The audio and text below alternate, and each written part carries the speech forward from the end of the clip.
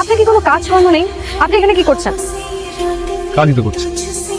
আমাকে বলছে না আমি যা করি মন থেকে করি। আপনার মন কি মেয়ে দেখলে প্রেমে পড়ে যায় নাকি?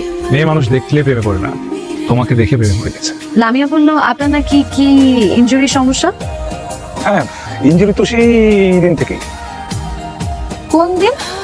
ওই যে ওদিন খেলার মাঠে সবাই তো দেখেছিল আমি রহনের বলে বল রেখেছি, তো আসলে তো আমি আপনার চোখে বল রেখেছি।